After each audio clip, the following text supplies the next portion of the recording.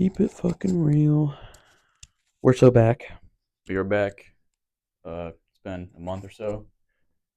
Too long. Yeah, it's been too long. Not been a lot of dialogue going on. Yeah. Yeah. I'm dialoguing, but we're back. Ready to talk. Yeah, we're I don't know what to say. We're back, basically. It's just the gist of it. Brett. Yeah. Brett. To have a dialogue, we need to We're dialogue. not like game show hosts, Welcome back, folks. Oh my goodness. While you sat through your 15-minute ad break. We're here. We're recording again. Welcome back. Happy to see you. New year, new semester, same us. Yep. Same us. We both got to spend some good time with our significant others over the break. That was nice. I think it's important for especially college students to kind of have an escape um, during breaks. Like I think having either a place or people as just like outlets in general, not only in college but just like in life, is super important. So Well, I that's what think we did. what makes real outlets is outlets that involve self-expression. Where you kind of you're going more off of like relieving physical mental stress, which is important, but I think there's a lot more of uh, self-expression that needs to happen for most people because you have your character and your personality that you kind of keep in, and then whenever you self-express you get it out into something else, and that helps evolve identity. Not a lot of people have self-expressive hobbies. Yeah, because self-expression takes work, and so like if you're trying to Yeah. take a break from how stressful your life is, I feel like there is some inherent stress with self-discovery. So like I think there's a time and a place for self-discovery, and I wouldn't necessarily say that that time and a place is during your like getaway, if that makes sense. Yeah, I agree, but I think there's I don't know, man. Brett, I don't know. Brett. I said what I said. That's basically it. Self-expression, yada yada yada. That's basically. Yeah. I mean, I think There's a self-expression is dialogue. important. It's just like the way that I would explain it is like when you leave work and go on vacation, if you were like self-expressing while you got away, it would basically be like you got off work and you went on vacation, but you took your briefcase with you, and so like you still have work-related things to do or like things to work through, even Mm. though you're on vacation.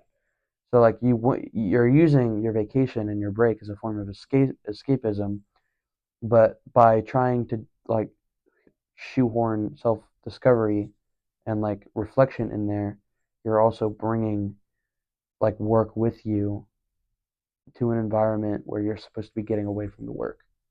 Well, I do think there's maybe maybe you see self-expression as a hobby or as a I see self expression as something that takes effort. And so when you're trying to temporarily live a life that doesn't require a lot of that's true, I effort, guess. why would you? I don't see it as something that takes effort though. That's I think my personal opinion is being reflected in the statement that I'm making. I think it's because it's like it's a part of my brain that I don't typically activate, and when I activate it, I feel elevated and lifted up. But I also feel like the people that self express a lot and that reflect a lot, it's become second nature to them. So it doesn't have nearly as much of an like an activation cost as it does for an average person. Like True, yeah. imagine someone that chose the like we get spring break in a month and a half. Like imagine someone that chose that 1 week of spring break and they had never done any self searching before. And like that entire week, instead of having a break, they just go identity searching. Well, what is identity searching in its practical use? Like, what do you? They go out and look at the moon and yell, "Who am I?" you know? Like, what do you mean Well, by I think a lot of people identity have searching? like Because I think identity searching isn't something you necessarily seek. It can be when you're having your leisure activity, when Yeah, but I you're consider that a form entertaining of yourself. self-expression. What some form of self expression? Like trying to figure out who you think you are. And like I think depending on the avenues in which you do that, that's a form of self-expression. It leads to it. Are you just talking about just like art and music and stuff? Like just do that? Poetry, writing. Is that the kind of self-expression that you're getting Not at? Is like limited to, material? not limited to, but yes. Well, I think that Because falls more into hobbies that just so happen to tie into self-expression. well, because everyone has a different kind of hobby that ties into self expression. I wasn't going to say art or poetry, because that just sounds like then it becomes very personal of an opinion. But I mean more so that like how do I say this? Um, it allows for a layer that you seek that becomes your way of reflecting that otherwise you wouldn't have a layer to land upon to make that reflecting possible. And so most people reflecting isn't approachable because it isn't seen as some sort of convenient hobby or self-expressible thing. So you're saying tying in something that's more accessible of an idea,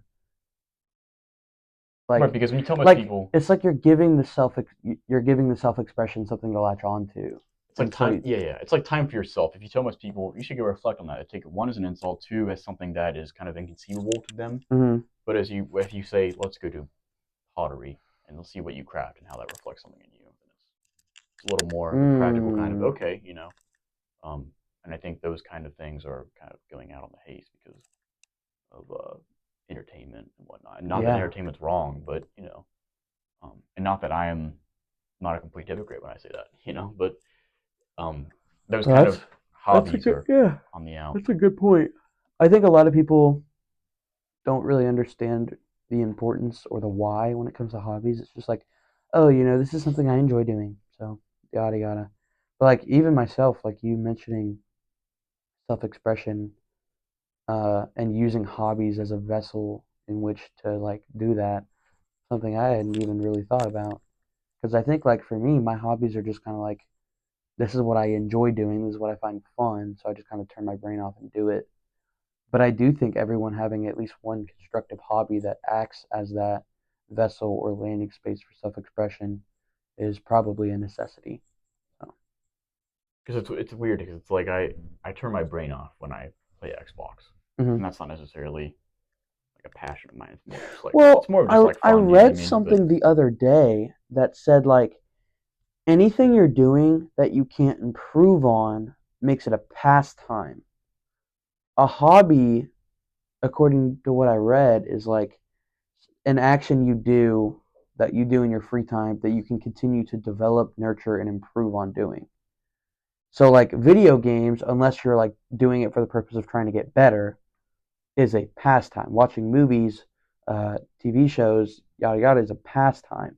Playing an instrument, uh, writing, learning a language, those are hobbies because they're like playing a sport, hacky sack, whatever. Those are hobbies because those are things you do in your free time, but their actions are able to improve on and continue to do that way. What are mm-hmm. your thoughts on that? Well, I mean, it's yeah, yeah. There's a difference between pastime and something that you're doing that's actually leading to improvement. And I mean, in some way, every little thing does lead to improvement. Um, but that's kind of reaching with it. What I was going to say earlier though is Xbox is pastime for me. I enjoy it, and I really feel like when I'm playing it, I'm not thinking about anything else. Like I zone out entirely, Mm-hmm. especially when I'm playing with friends. But He has those guys. I do, believe it or not. But poetry or philosophy, when when I'm walking a trail and I'm looking at a tree, and all of a sudden, it's just like I need to write about that because it reminds me of whatever else. And it leads to kind of a continuation of thoughts that I have to illustrate something. It's not like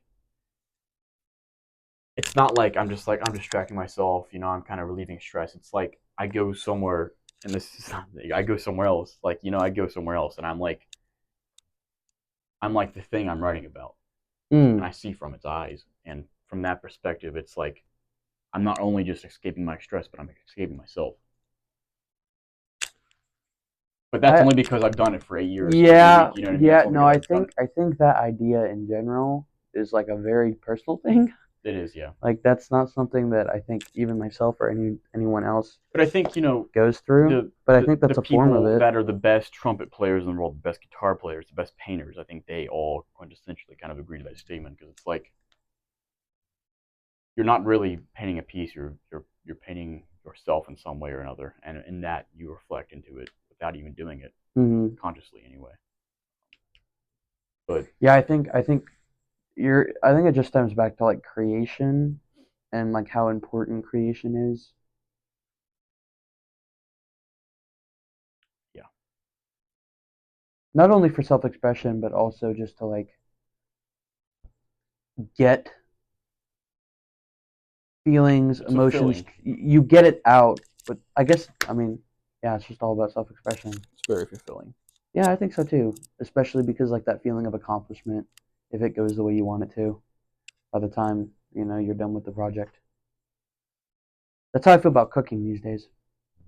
Every time I cook something and I'm like, yes, because like Accomplishment, yeah. over winter break, I hadn't made chili verde, which is like my dad's green chili soup that we used to make all the time when I was a kid. I hadn't had it in like 4 years, Mm. and so like I hadn't made it in like 4.5 years because like towards the latter half, I would either help him make it or make it on my own, and so I wanted to make it for my fiance, um, and so like called my dad up and I was like, these are because we went grocery shopping, and so I thought that I had all the ingredients in the cart, but I felt like I was missing something. So I call him and I'm like, I've got the green chilies, potatoes, pork, all that good stuff, and he's like, yep, that's pretty much it. And so I was like, all right. And so I made it, and it had been forever. I was a little shaky on like the timing and the order and everything, and it came out almost it because soups are really hard to like replicate an exact Right. flavor, but it came out almost exactly like it was during my childhood, and I was like so proud of myself, and it just like reaffirmed the fact that like I still had it, and like that I hadn't lost that part of like my relationship with my dad, my culture, like all that good stuff. So yeah, I think self creation is really important. Recreated a memory, but in your own way. Yeah, I think it's kind of like memory splicing in a way, where like I'm taking an old memory, reinventing it, and creating a new one from it. Attaching more happily to it. Right. Yeah, that's pleasant. It Yeah. is. So Sounds like a good moment. it was. It was. Although she's a God, I hope she never sees this. She's kind of a like a vanilla girl in the way that like Spice? yeah. Oh, yeah, and just seasoning in general. Right. Like very much like beans and toast kind of person. And so like I got the mild green chilies and everything. She was like, "Oh my god, it's so spicy!" And I was like, "More for me." Anyway, that's irrelevant. But yeah, just a personal story in regards to self-expression and how important it could be. yeah. Um, I don't know. Whenever I started self-expressing when I was 15, it's always been personal. Like I would go off somewhere alone in the woods or somewhere abandoned, and I would sit and think, and I would write something. It was more of a mimic cry of people that I'd read before me. And when I look back at the poems that I produced, what little I have when I was 15, it it was very obviously kind of the exact same of what I was reading at the time. Hmm. But then obviously as I get older and older, I see that I kind of it's like an amalgamation of all the people I read and everything that they want to express. I'm doing the exact same thing that they're doing, just a combination of them. Mm. Um, and so it's like it becomes more personal over time, and it defines itself without me trying to define it. Like I tried so hard to define it when I was first starting to write. Well, I think you really just became more comfortable with your own thoughts. Like I think, because like especially as a impressionable youth, like I think that mimicry of like and just like almost replicating what you had been reading is kind of normal, honestly. Right. But like it sounds like you followed a very linear progression that's like led you to where you are now, which like in its own way is arguably even more fulfilling that it's like a journey that you've been on. And so like you also have your old writings too, and so you can like compare and contrast, which I think is a really underrated aspect of self-improvement. It's matured a lot. It's really matured a lot. Like I Mm. was telling Mercy the other day, and like I consider myself like still to this day like someone who, like I look at like I don't think much of my writings, even though like for the most part I like to think they're pretty damn good, Mm-hmm. especially for a 21-year-old. But um, I look at it and you say, Fuck. Punk. Yeah. What are you, 19 now? Nope. You're getting there, dude. Nope. You'll be 20 next year. 21, Sin City. Anyway, no, I was telling Marissa the other day on the phone. I went through my third book that I've been typing. There's like 40 pages on it so far, 50 around there. Heck yeah. And I was like this, and this perspective is coming from someone who's read a lot of poetry and read a lot of philosophy. Right. The more I look at it, the more I'm like, this isn't just good. It's not great. This has the ability to be legendary poetry, like Mm. historical poetry. And Gas yourself up. I most of the time I'm thinking I'm not good, but I'm like this. When I read it, I can't help but like laugh, and I'm like, I can't even insult this anymore. I used to Mm. insult it way more when I was younger, and I've gotten so good that I can't insult it. My self doubt can't exist within it because it's gotten so damn good over time. Heck yeah. Um, but it's like kind of it's a tragedy because most people, I see my poetry as what it is because I've read the authors that I have, and it's a combination. I am really the only person on this planet that can appreciate it for what it is because I've read what I have. Mm. And most people, with what books they've read or what things they've experienced, look at it as just what they can with their own experiences. But I can look at it through all the years and all the struggles. I can look at it genuinely, like with like a really great feeling of like accomplishment. Um, kind of make it's really subjective. Like enjoying a book like that, it's very subjective. But I think most parts of it, at least now with my third book, are kind of universally uh, acceptable as good literature, regardless of who you are. Like Mm. there's something for everyone, and I've gotten more good at kind of dumbing it down and not complicating it and making it more something that everyone could absorb from. That's awesome. Yeah, no, it's been great. Um, yeah, I've been proud of myself recently. Yeah. I've gotten more of a sense of pride about it instead of kind of beating myself up about it. I mean, one thing that I feel like I really not ran away from, but just really have kind of like put on the very, very far back burner is just like my music. I used to write music all the time. The problem is like I'm always horrible when it comes to like actually producing. And so like I'm sure my Google Docs from like 6 years ago is just full of like songs. I was a big like love song write or love song writer guy.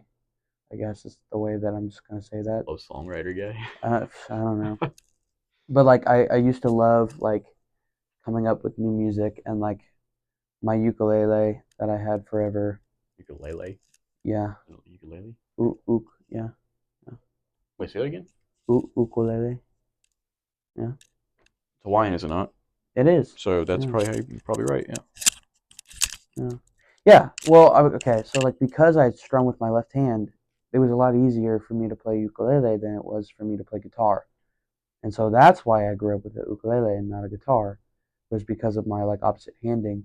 But like I would play my ukulele for hours, and I remember in 6th grade every Friday we had like an open mic kind of thing in my classroom, which is like super underrated classroom thing. Like that's super cool of an Mm-hmm. idea. And so like people would come up there and they'd read their short stories or a couple kids would go up there and try out their comedy. And so I would always bring my ukulele every week and I'd play a song for the class. And it was like super, super big for me, especially because like my autism was still a pretty serious issue at that point. Like that was the school year before that summer that I got institutionalized for a little bit. But like, so I was still obviously in the middle of stuff. Like I was going through stuff. But so like honestly, looking back, I'm proud of myself for even like stepping up there and doing it. Takes a lot. But like it's been so long since I've like picked up, picked up an instrument and tried to play it. I've owned like four different keyboards in my life that, I'd pick up and then drop. But I think that's a goal in my more adult life, like once I'm more settled down and just like, you know, job stable and not like constantly having my brain filled with information the way I am right now. It's definitely something It's I'd, hard. Yeah, it's definitely hard to do those things in yeah, college. I've had struggling. yeah.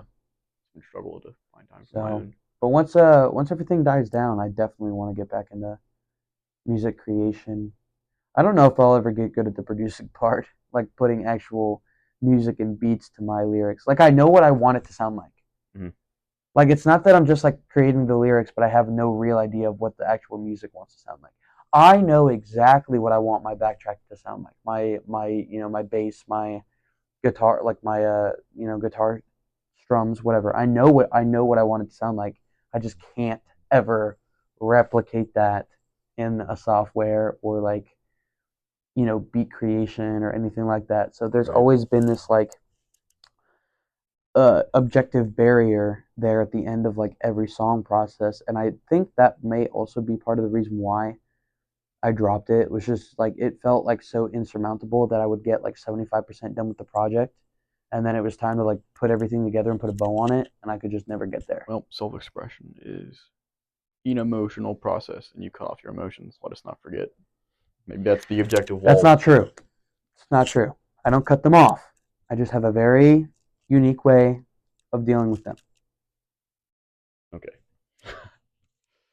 I Either wouldn't call it way, I wouldn't call it suppression they're because if far if it away was from where you can reach. suppression, then I would be bottled up. But I don't think I am. So it's getting out some way somehow. It's just not the direct means of yelling, screaming, crying, sobbing, talking it out, all that other stuff. Well, they're still in survival mode. They're still in survival mode, I think. Not, I don't know. I feel like I've evolved. I mean, you definitely have, but you're still kind of Like a w- part of you still exists that with the existed back that day. with the back against the wall. It's like you've got no choice but to either adapt or kind of like crumble completely. Like how many people do you know that can't cry and are like actually stable? you know? And you think you're self stable? I do. I do. I think there's very little that could happen to me that would like completely throw me off my rocker to the point where I'm like making bad judgment calls or like imploding my own life. Is that your definition of stable? My definition of stable is being able to like, is it that you process things smoothly or that you just can't feel anything? but Two I different wouldn't things. consider myself numb. Like when I'm sad, I feel sad. Like I was there with my friend when they were told that their like family member passed away, and like I felt that. It was a gut punch. Like I felt sad. Um, but like on that walk home, it was just it was just like wow, that's awful. I feel so sad, and I felt that. But like I talked it through with myself, and by the time I had got home and had about 30 to 45 minutes, I was clear. So like I don't think I'm numb because it's like the feeling is still there. The expression is alternative. There's not no expression. I would just consider it alternative expression. That's possible. Maybe you've evolved into hyper efficiency, but I just kind of want to. I always try to, um, I don't know, keep you aware that certainty is not always true. Sometimes certainty isn't a prideful feeling of correctness; it's rather running away from the fear of being incorrect. You know, I suppose, but like I I've been feel so certain about things before about myself and my life, and I've been proved wrong more than I've been proved right. To be honest, yeah, but I feel like I'm proving myself right though. Like I feel like I've proved to myself on multiple different occasions that the way that I handle my stuff right now is adequate. Is it like the best possible idea? No, but it does the job well enough that I'm not going searching for other ideas. I'm content in the way that I handle my business, and I'm content with the way that I shut the lights off or the state that I'm in when I shut the lights off and go to bed every night. Like I like definitely over the past 6 months, I've just become a like much more happy individual, and I think in big part that's because I've been able to like shrug off a lot more. I don't know. Possible. Like I mean, everybody feels things. Like I feel things. I wouldn't say that I'm numb. Like when I laugh, it's genuine. When I smile, it's genuine. Like when I watch a sad movie, I feel sad. It's just the average expression that you'd pair with that emotion is shedding a tear. do you Well, never? for me, it's like shaking or just like obviously looking and feeling like stomach sinking. Like that's I still express those things. I'm just the most outward expression on the spectrum for that emotion is something I never really do. Do you not feel at any point like there's a wall blockading you from feeling it more in depthly, your emotions? Only when I cry or when I try to cry, like I feel it there. But like other than that, like I feel like it's purely like sadness and sorrow that it's like in relation to. Like everything else, I feel like I express the exact same way that I did before. Like my anger is the exact same. My like joy is the exact same. It's really just like sadness and sorrow. And the only real change is that I can't cry. Like I still feel everything leading up to that for the most part. Like I still feel that way. It's just like I can't cry. And so like in order to avoid suppressing it, I just ended up coming up with like an alternative way of expressing it, which just for me went straight to logic. I would talk myself in or out of whatever What stands in I the was way going becomes through. the way. How did this become all about me? This is crazy. I just allow you to open up. Taking up all the airtime. You know that I don't judge, so you open up. Brett, can we stop? Can we stop advertising your future practice, bro? Breast therapy session, ink, etc. Um, Make appointments today. and then the big thing that we wanted to talk about today, we should touch on it before Ice. we go. No, no, we I slipped out there and hurt. we are getting a pretty decently big No, snowstorm we're not right though. now This is nothing, dude. for Huntington. Well, okay, for They Huntington. canceled class I know. I'm so tomorrow. dude. I was on Facetime with Dude, Marissa. I was like, yeah. do you know what it takes for them to go there? This spooks them, and it's not even that It'll be much. fine, dude. Like I I feel did like get it's my just feet wet walking to Harlow's earlier though. oh, dude, I got soaked. I soaked. wore my Converses. I wore the Yeah. worst possible Oh shoes for that. dang. I should have Yeah. worn my boots, dude. No, it was bad. Yeah, it was bad. But no, I feel like it's like a 1 inch in Texas situation where it's like Mayday. We never get this much. Shut everything down. I know, Like dude. Marshall's only canceled class 6 days in the past 3 semesters, Still, and it was like last winter. I don't know. It's just where I come from. We would get like 3 foot every winter, and it was like a big And it's deal. like shrug But off it was and just like you were used to it. So when we yeah, get 3 inches here and they close school, I'm more naturally prone to just be like, ugh. right.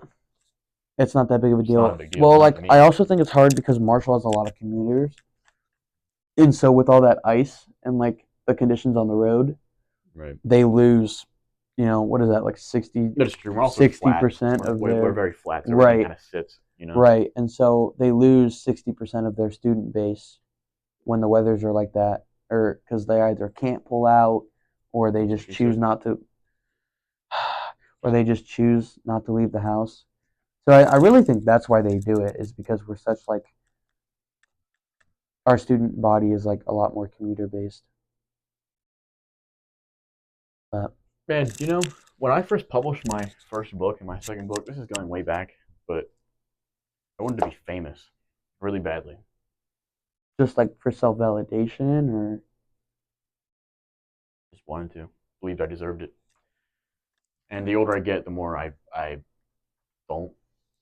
I mean, we're doing this, but like it's more of like we said long ago, just recording our conversations because yeah. they're good. But No, I mean when it comes to being famous, like I think it would make me nervous. The older I get, the more I think I don't want that much attention.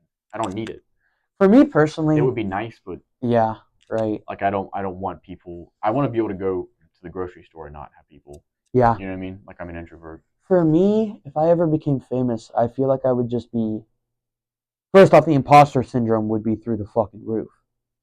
Because little old me now, sophomore in college, I can't take compliments and like anything like that. And so to have that on such a grand scale, where it's like if I was an artist or whatever, wow, what he creates is so great, so amazing. And Either for that or just me, shit talking and for software me, together it's into just that. like, no, I just sat down for 2 hours and just put that and just like got it done. It's not that big of a deal. And everyone's like, this is groundbreaking. He's amazing. Like my imposter syndrome would be through the roof because of that. But I do feel like I'd be deeply appreciative for everyone's support. And I think that's something that's lost on our modern day like celebrities. Is like there's no appreciation, it's expectation. And so like it's Yeah. really really hard for me just as like an average Joe schmo to like back celebrities is because it's uh, expectation versus appreciation. They don't appreciate it, they expect it. I'm owed this, I'm owed my stardom. People support me because all my what I do is that good versus like wow, like I don't see myself as like the best in the industry, but like so many people like appreciate me and acknowledge me and like love my work and love who I am. And like I feel like we've lost that. Like there's no pure celebrities anymore. We don't have any more Robin Williams. That it's just I like mean, they yeah. feel the overwhelming support from everyone and embrace it and acknowledge it instead of just like dusting it and like putting it away somewhere. I wanted it because I wanted people to look at what I wrote and say this is good.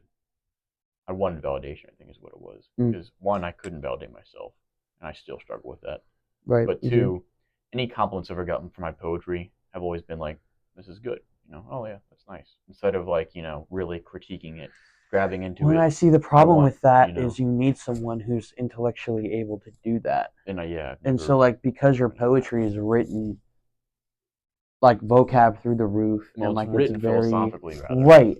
And so not everyone can tap into that lens or do it like every time they read your poetry. That And sucks because it so makes the it talent in does. the field very lonely. It Exactly. makes it very lonely. Exactly. And so like you getting critique, like them saying this is good or this is bad or maybe you could have changed this word.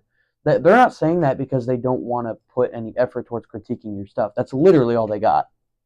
They don't have any way to understand what you wrote on the way that you wrote it to be understood as.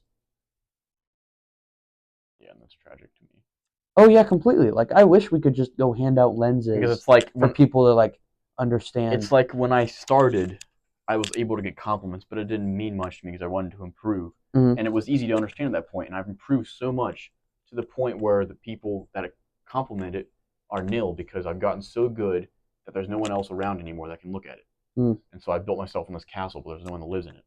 Damn, You know, that's a good analogy and a and it lonely just one. keeps getting that way because I will die that way, and my ego is so attached to it that I don't give a fuck because that's like You chose a field that's has an incredibly high barrier or gate of entry, and I've that's just how all it is. my favorite philosophers and writers have Glaze the poet, the figure of truth and whatnot, and I go after that so stagnantly that I don't care if I die not being appreciated.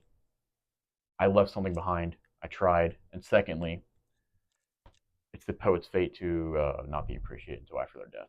So I kind of just embrace it because it gives me a lot of fulfillment, really, bottom line. Right. But I don't care because it's But there is a part of me that does because it's like I said, it's a castle and there's no one here anymore. Mm-hmm. That's tough. But It's a great that's why I try to analogy though. pass my books out as much as I can Right. because opinions are so desperately needed, Mm. even if they're negative. Mm-hmm. Honestly, it'd be better for you if they're negative. I feel like because you're in this state of like absolute perfection where you believe that what you're writing is the best you've ever written. So like I feel like honestly you're kind of in a desert waiting for any If I was drop of born like 300 years innocent. ago, it wouldn't have been. But because I'm here in 2020, I'm just top of the food chain. I feel at least one of the few. We're in 2020. God, I sure hope not. Whatever, you know what I mean? Like I sure hope not. because philosophical pursuit in meaningful ways that is not kaizen on the stream. Like recording on a 3ds, not like genuinely like in the woods, no one sees me really finding it. That is dead. and me getting to the point where and it's like my antithesis when I'm saying this is as subjective, where Mm. it's personal. So like this can't be true really, but I feel this way, and that's why I'm saying it. I mean, reflection is really good, obviously, on your own, but I also find myself learning a lot about myself being with peers. Um, Yes. because like I'll observe someone else doing something, and I'll learn for the first time that I do whatever they did differently than them, and then once I have that overarching question, then it's like, well, why? Yeah. And so like other people like charge my self discovery or reflection sometimes. Like questions are given to me, It can be found in everything. Yeah. It can be found in everything. but for me, I find the most fulfilling ones to be coming from other people.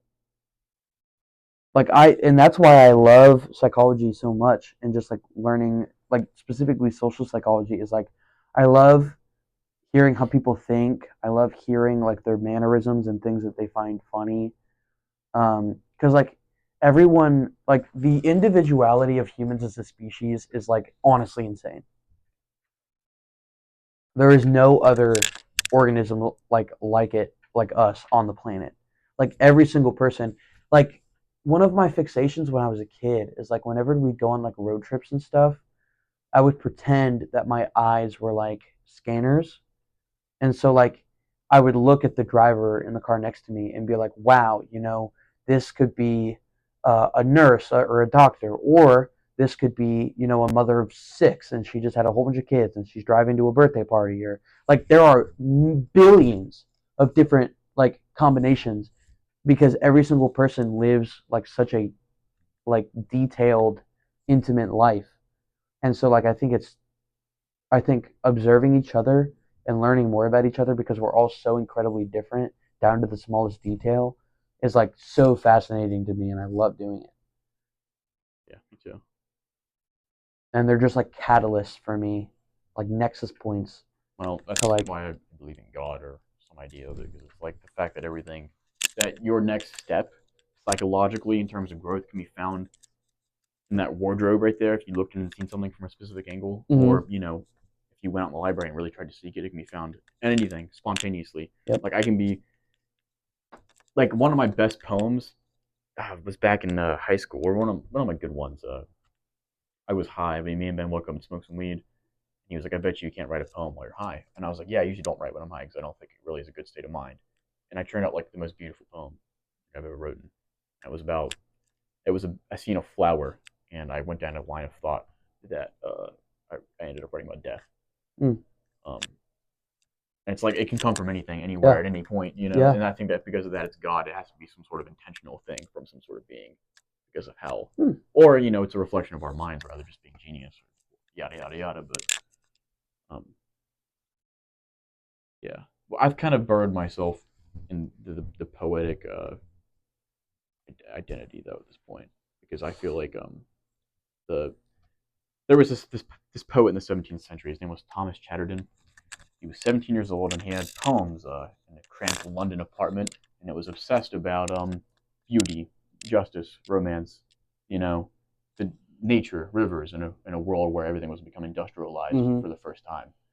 And the the newspaper, every newspaper in town wouldn't publish it when he tried to reach out because they called him naive and idiotic. So he killed himself. He downed a bunch of arsenic and killed himself. And he had the long hair and the like flamboyant dress style and poetic writings all along his walls. And everybody in the world went up around his figure. And there was protests in the street that we should have considered the artist more than the factories.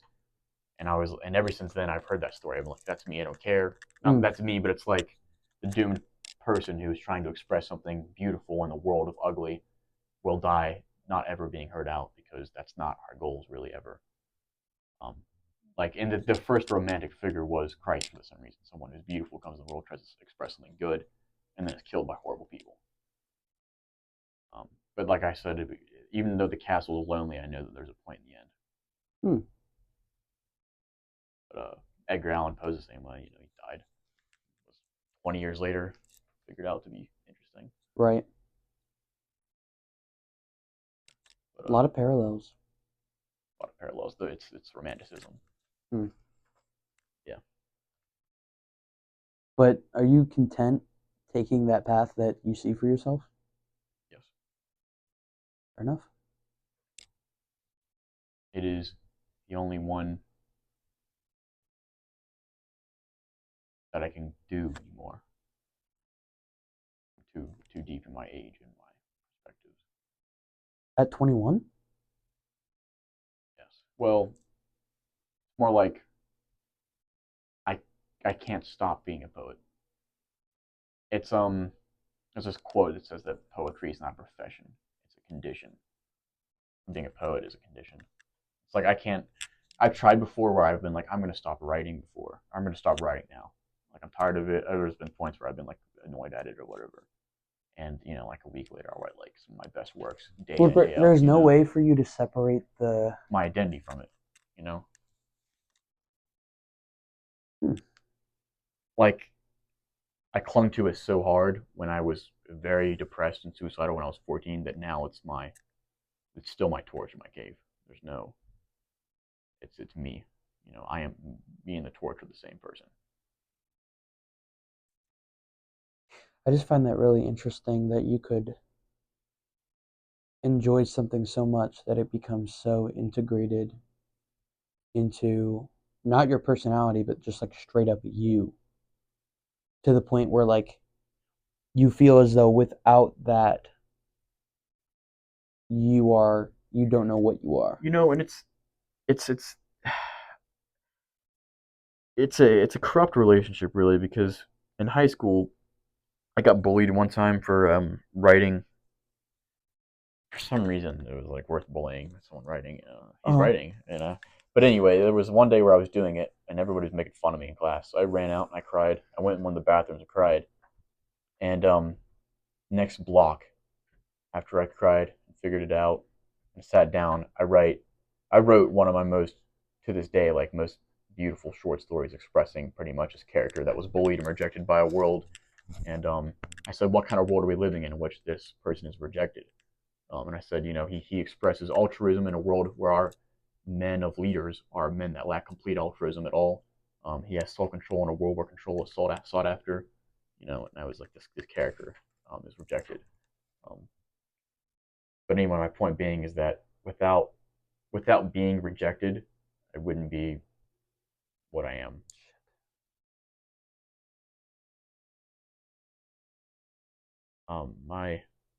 My existence is bent on rebelling, and if there's nothing to rebel against, then what am I? okay, I'm gonna put a pin in that. Are you okay? Oh yeah, no, I had a question. How do I'm supposed to be putting spaces in between my footnotes and my essay, but how do I do that?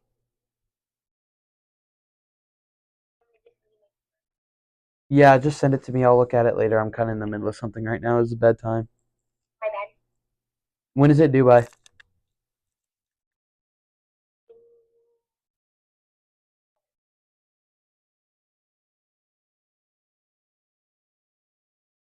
Okay. Anyway, yeah, I'm gonna have to take a look at it later. Okay, my Okay, bad. it's good. Love you. I love you too. Okay. If you need anything, text me for like the next 30 minutes to an hour. Okay. Love you. Bye. Sorry, I always pick up just in case it's something serious. You guys are cute. Happy for you. Thank you. Thank you. Yeah. Pleasant distraction. No big deal.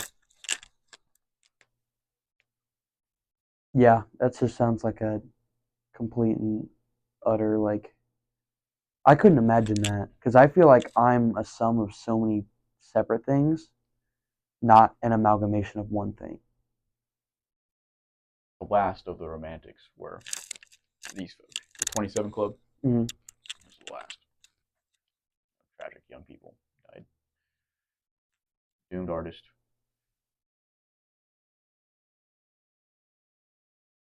I don't know. I think like if I were you, I would separate the pers- the persona from the history.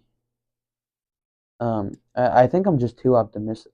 I I think what it sounds like to me is I'm just too much of an optimist to be a poet, What do or you mean? to like champion the actual like supposed journey of a poet. What I mean is like for the perceived end of all hopeless romantic artists is a tragic passing in which their art was never truly appreciated until after they're gone. Well, that's why I feel as though with technology and this podcast, I have, maybe the first time The freedom to the potentially change freedom that. to change that Right. history. But like for me personally, like I would just like it's probably null and like stupid, but like I would try and fight that end as much as possible, and just separate the persona of being a poet the per, from the perceived history and ending at which they deserve, I guess. We are at our most understanding, I believe. So it could be very different for sure this time around. I don't know, just like At least pet prejudice, rather. it sounds like Getting out there is also easier now. yeah, for sure. Like it's easier now than ever to get. See, Also, I it's mean, a double-edged sword. with fame, you find that most celebrities are some sort of like archetype of person that they fulfill within their allotted kind of area. Right. And the poet, there's not one out there. I feel like I would slide into it naturally if I had some intention. Right, but it's a double-edged sword though, because while you have the access to get your stuff out to the most amount of people as possible, you fall into that same trap as, the 17-year-old did, where like all he got back was hatred and disdain for his work. And it's even easier to get hatred and disdain on the mass scale, um, on the other side of the sword. So I like, don't know. And the thing is most of those poets were sensitive people, and they yeah, killed themselves. So yeah, my attitude would be more like fuck them. Not, that's I fair. have more of an ego about it. Yeah, which again, Well, I didn't in high school, obviously. our From the story earlier, but the dialogue we did on egotism, yeah, that's helped me a lot. ego is important, I think, at some level for everyone. But I think it's very. There's a quote by Voltaire, in the 17th century. He says, "Opinion rules the world, and it is ultimately the poet which changes that opinion." mm, Poet slash philosopher, the full quote. He says both, mm, and an amalgamation of the two. More of like I loved philosophy when I was younger, and I read it constantly, and I wanted to write it as well. But I figured that most philosophy was dense, like you discovered, dense, boring, and horrible, and it's just oblique. And I realized that I would need an easier way to express it, so I sought after poetry. So my poetry is really both. yeah, I think it depends on really like the way it comes about. I guess like the way your self discovery comes about determines like your ability to like explain it to someone else that isn't involved. Mm-hmm. Like if the way that you came to your conclusion was like complex and like multi-leveled and multi-step, it's going to be so much harder to like voice your findings with someone than if like it was a simple process for you. Because like I feel like that's the difference between you and I is like I feel like I'm pretty clear most times about like my arguments or my stances or like how I came to a certain place, and you talk a lot more technically. Also, technically, I think because like even I find it hard sometimes to like understand the complete depths of what you're saying, but like you, well, see, I'm more likely just to call it that I'm bad at explaining things, not that I'm necessarily deep. I don't think so. I think it's like a higher higher level thing, a higher standing thing. Like you're so like tapped in to the way that you think and the way that you write that like you only explain in that now. Like I Maybe, feel yeah. like when I'm with you, like and you explain how you feel to me or like certain things, it sounds like the way you write. And so the way you write is like hard for the average person to understand. And so you speaking that way is kind of the same thing. Because the way I break down what you say and what you write is the same way. I've never thought about it that way. Number one, two. That's the point. That always brings tears to my eyes. I'm supposed to speak how I am right because I am, what I write. Yeah, no, and you do that, but it's just like the same way that there's a barrier of entry to understand what you write. I feel like specifically in philosophical conversations, there's a barrier of entry to understand how you speak as well. Like for me, I find some of the things you say is hard to approach in my own head. Truth is personal, like you said before. Yeah. But I think that does in a way like reaffirm your take on loneliness in regards to being a poet. Right. Yeah.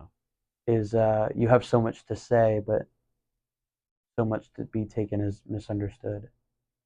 To be great is to be misunderstood. From Emerson. I mean, he's right. In the same book, he wrote that poets are liberating gods.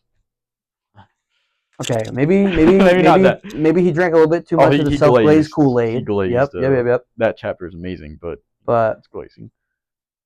It's true. I think all the mental warriors out there that are also on the frontier of with poetry. And you haven't looked into like the 60s and 70s countercultural musical movement, but I think with poetry, their lyricism was on point and unprecedented, and that made it easier for me to write poetry because they're with like ancient philosophy's principle, and then the authority or the attitude against authority and the colorfulness of the hippies combined to make pretty approachable philosophy.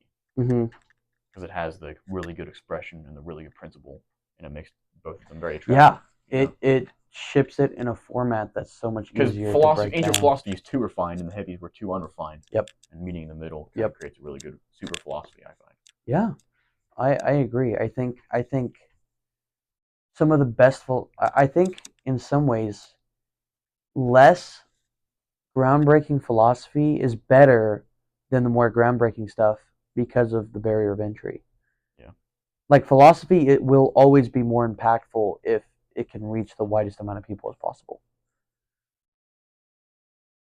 But that's again tragic because some of the best pieces of work and some of the best, mind-opening ideas, topics, and subjects are forever in a language majority will never be able to understand or decode. Well, language prevents rather than aids in most cases. Yep, exactly. Experience can't be translated. Mm-hmm. Especially with countercultural belief, very strong one. Alan Watts wrote about that a lot. Really smart guy. Cool.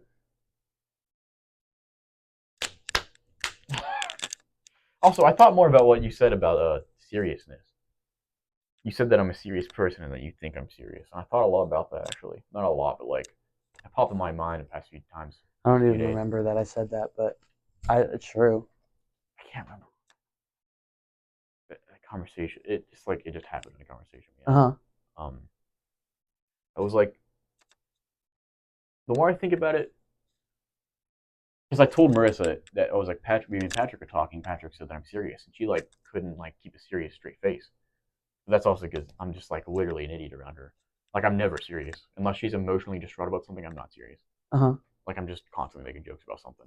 But anyway, she thought that was funny, and I was like, well, I think me and Patrick's friendship is set up to be a serious intellectual friendship. But also, two, the more I thought about it, was like the more I think of it, Patrick also is someone I perceive as a serious person.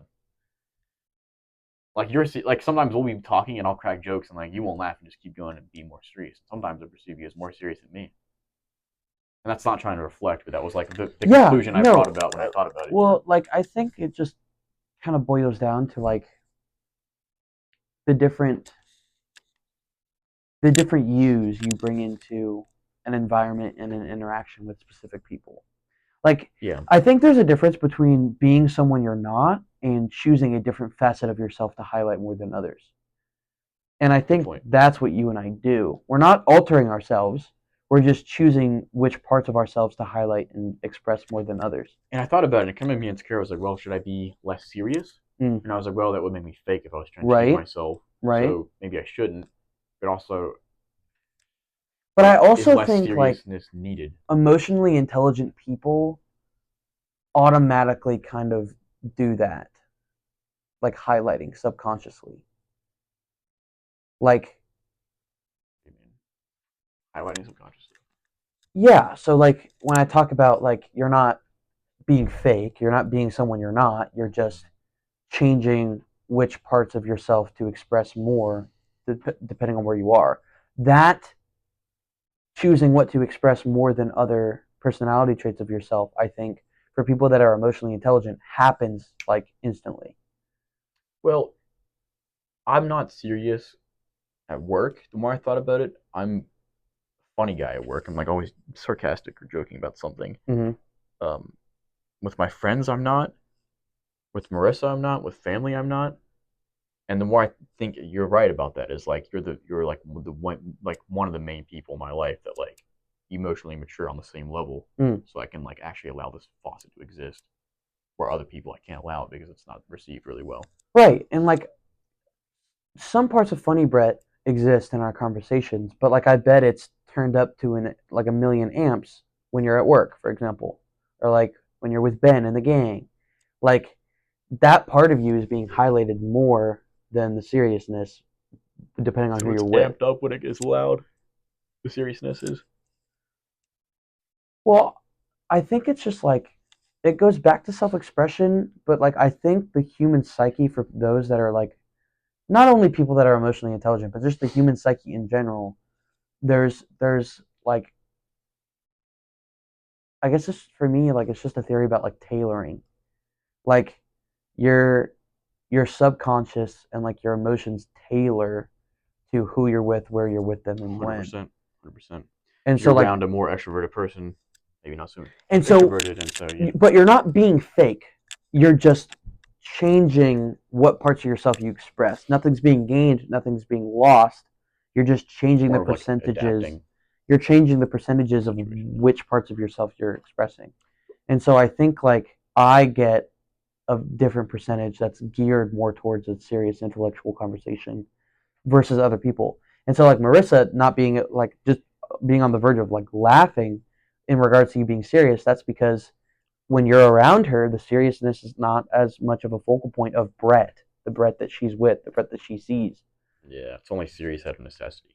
Yeah. And so I think it's just like a subconscious highlighting thing where different aspects of who we are is portrayed at a higher percentage than others. That's a Now good point. Yeah. some people are just flat out fake. And I think it's because they're not emotionally intelligent enough to do what I just said.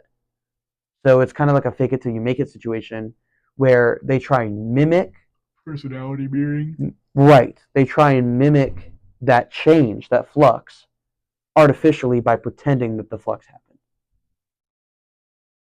Like I Yeah. think people who pretend to be fake or people who like artificially morph how they portray themselves with certain people are sad because they can't do it naturally without creating or destroying any part of themselves. And I think the more emotionally intelligent you are, the more tapped in to your personality, knowing who you are, knowing what attributes, characteristics, and adjectives make up who you are, it makes that, it switches it from being fake to still being you, but you're just displaying different parts of the you that you know is there. Well, it's more like you said. They're sad. They need the socializing so bad that they're willing to um, change themselves Yeah, just for the sake of socializing, even if it means losing their identity in the right. process. Yeah, Not it's because their incredibly sadness tragic. really at origin is not that they're alone, but it's rather that they're not allowing themselves to be who they are. Yep, completely agree. Or they haven't spent enough time exploring who that person is. Self-expression. Full circle. Yeah, Back low to the key, beginning. low Whole key. episode, baby. Yeah, yeah. So I think Yeah. moral of the story is if you find yourself Moral of the story is subscribe and like, comment down below. share Share a friend. share. No, I think the moral of the story is like in regards to self-expression, just like how incredibly important it is to if you if you don't know yourself to meet yourself. If you're having trouble expressing who you are, learning who you are, and just really like in regards to being fake, like if you find yourself artificially creating aspects of yourself that only exist when you're with specific people, or like you kind of lose the plot on who you are, just honestly like a little bit of self-reflection and a little bit of like getting to know yourself and who you believe yourself to be is going to like solve that problem. What do you think? Agree. Well constructed thought. But my counter thought is more of like, and I was thinking more about expression. Yourself isn't, this is more of advice to people that are watching, which is me and you watching. Yeah. That is not actually a third person, but it's more of like you're not in the process of reflecting and finding out who you are. You're not actually finding out who you are. You're more of creating yourself. Yeah. Like whenever I started reading, just because of, for example, a metaphor, because that's my identity or whatever, is that I didn't become more Brett. I became more of Nietzsche, Schopenhauer, Plato, Socrates. More, I created myself around what they were giving me rather than found myself. Yeah, but that's still you. I think finding yourself. It's more of like a rebirth. Finding yourself doesn't really work as a phrase because what you're finding doesn't exist until you create it there. 100%. That's basically what I'm trying to say. Yeah, I think so too. Yeah. And so, like, I understand that, but in the process of what we consider finding ourselves, by finding it, we're creating what we're finding. Like we create what we're searching for. And so, like, by finding ourselves, that whole process creates what we're searching for. And that goes back to my belief in God. That's such a beautiful process. It's such a peculiar one because, like, in theory, it should be completely and utterly redundant. You're searching for something that doesn't exist. You're wasting your time. You're running in circles. You're tail chasing. But for some reason, with the way that we operate, finding ourselves or looking for something that isn't there, just by going on that search, you find what was previously never there because in the process of searching for it, you've created what you found. Exactly. Which is so, like... It's like it was there before you went seeking it. But it isn't, otherwise you would have already found it, which is, like, so weird. And there's a line in one of my poems where and that's exactly what I was trying to say, we're searching for something that's already found us. We're looking for meaning in the bottom of an empty bottle. That's the continuation of the line. That's about America, though. Poem's about America. But, like, yeah. And so, like, if you take the time and put the emotional effort towards that search, you'll find things that you yourself created without knowing that you created them that will elevate your existence as a person, honestly. Well said. Self-expression. Precisely so.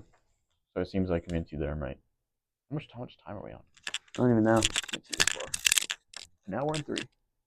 Beautiful. That's another hour episode. And, like, just self-expression. So, Vaughn, dude, see, towards the end, brought it full circle. But that proved to you that it's a good point. About what? Self-expression is important. It's a necessity, even. I mean, to prove it, like... Because who are you? You don't have anything to express. Right. I didn't necessarily, disagree with you. It was I gave more ode to it in the end. Because it was full circle. Yeah. But, yeah.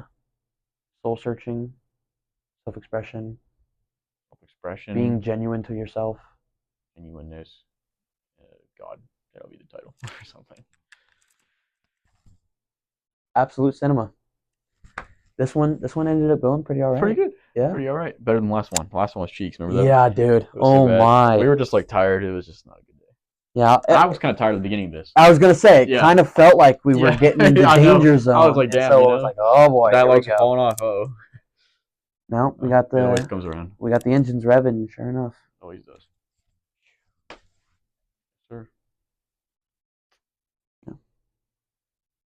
Yeah. I guess we'll save the relationship stuff for next time. conflict in Yeah, in we can. relationships. There was actually something again that happened Really? from that. Wow. Until next time.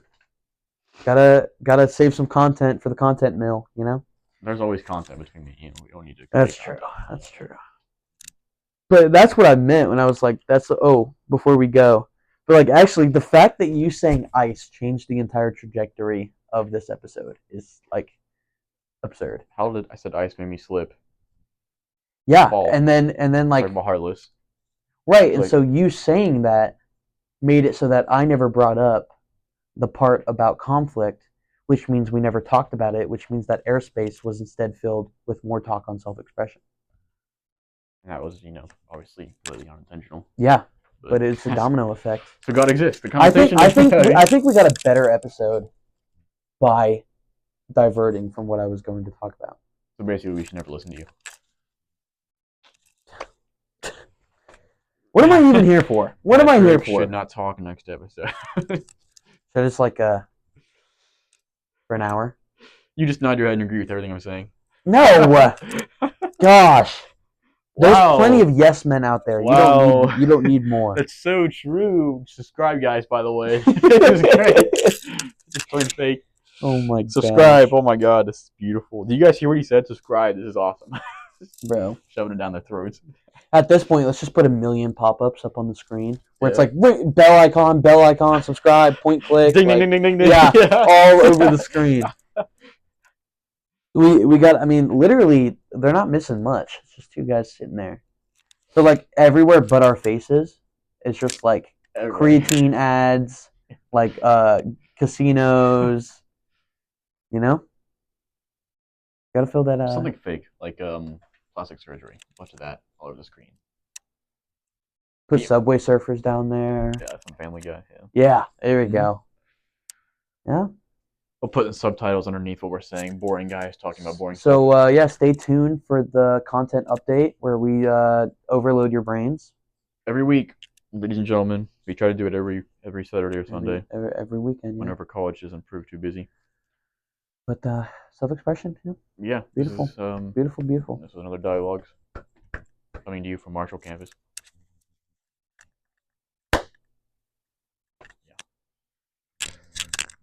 Yeah. Clip farm, clip farm, clip farm.